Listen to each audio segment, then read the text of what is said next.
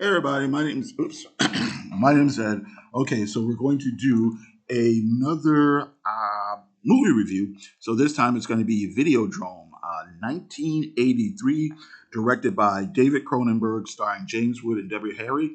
The movie's a science fiction-ish horror film about a man who runs a cable TV station that specializes in violent and sexual content. He becomes aware of a show called Videodrome, and after watching the tape of it, he begins to hallucinate. Ultimately, he uncovers a strange conspiracy and becomes a pawn of a secret society. So, James Woods plays Max Finn. He's a sleazy operator of a cable TV station, like I said, that specializes in violent content and sexualized programming. He gets a hold of a show called Videodrome that seems to be nothing but torture and sadism. He meets a radio host named Nikki Brand, played by Deborah Harry, and they begin dating. After watching tapes of Videodrome show, he begins to start hallucinating.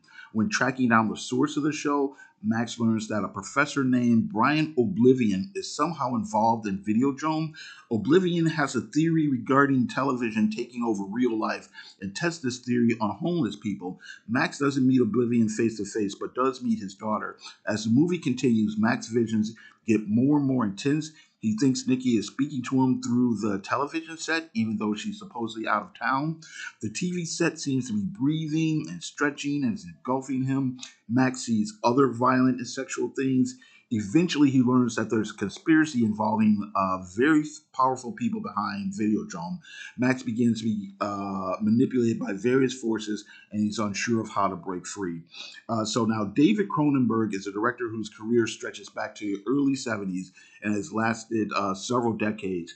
Some of his more popular movies include The Brood, Scanners, The Fly, Crash, History of Violence.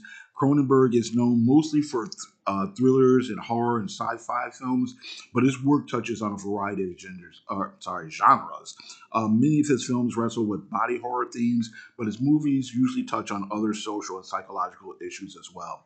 Now, James Wood is a well-known character actor who came to prominence in the late 70s through early 80s, although his career started much earlier. Critics really began to notice him in films like The Onion Field, Salvador, Against All Odds, and a few others. He plays Max Finn as a driven and somewhat morally compromised man, yet Woods was also able to imbue him with enough empathy and charm to make the character sympathetic. Deborah Harry is mostly famous for her work as a singer in the rock band Blondie. I'm a big fan of her music, but in this movie, her acting is a little bit stiff. So now, the movie came out at the time when there were many concerns about sex and violence in the media and the effects of watching TV on individuals and the population in general. So many people were concerned about it in terms of it affecting us, like shortening attention spans, encouraging mindless consumerism, and possibly encouraging acts of violence and or crime or sexual promiscuity.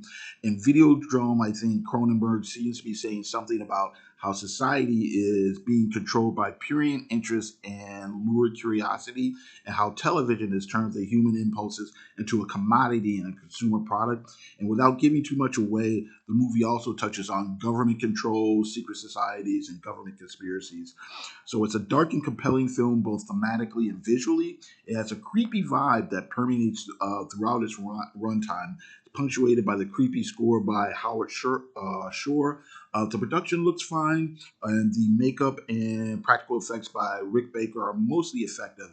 There's a great building of suspense, and I'd say that, along with James Woods' acting, makes the film pretty engaging.